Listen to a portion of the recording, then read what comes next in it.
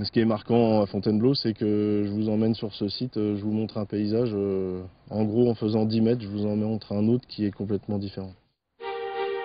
La forêt de Fontainebleau est assurément une forêt d'exception, riche d'un patrimoine unique en termes de biodiversité, de paysages et de bois de chêne de grande qualité prisés par les tonneliers. Avec ses 17 millions de visites chaque année, elle est l'une des forêts les plus fréquentées de France, dont la renommée dépasse largement nos frontières.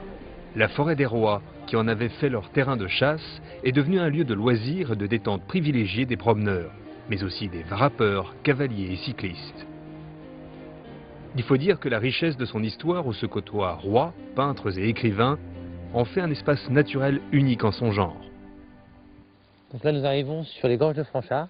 Donc c'est un endroit très prisé au 19e siècle et ça fait partie des premiers endroits qui ont été classés en réserve artistique. À la demande des peintres de l'école de Barbizon, il y a eu ces réserves de créer où le gestionnaire forestier ne devait pas couper d'arbres, devait laisser le paysage tel quel pour la peinture et pour l'agrément.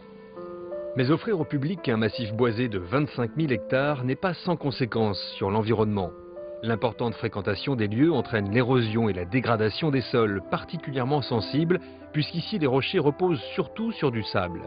Il y a 35 millions d'années, à la place de cette forêt, se trouvait la mer. Alors comment protéger cette forêt d'exception ? Il fallait éviter que le public vienne éroder des sites déjà très sensibles. Première solution, la canalisation du public, pour éviter qu'il diffuse dans tout le milieu. C'est pour ça qu'on a des sentiers jaunes comme ça qui ont été créés, des boucles jaunes, qui sont des boucles familiales et qui engagent le public, qui le guident pour aller le long des platières.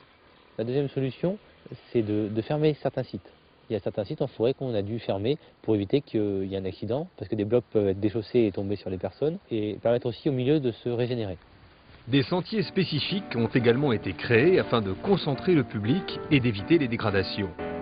Stéphane Caquino vient vérifier cet escalier de bois construit il y a quelques années.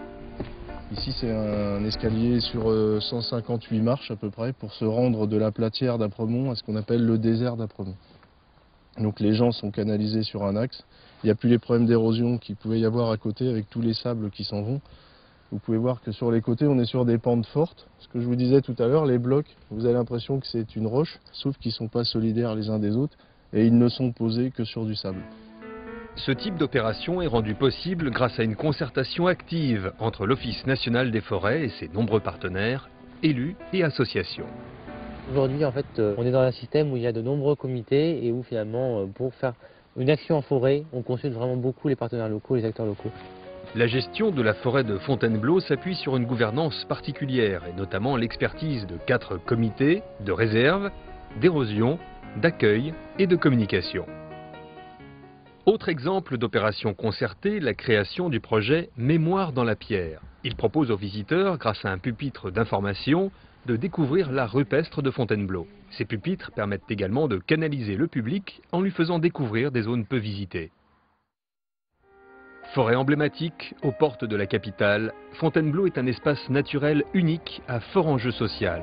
Il faut à la fois protéger durablement tout en permettant la coexistence des différents usages. Un véritable défi pour les agents de l'Office national des forêts et leurs partenaires.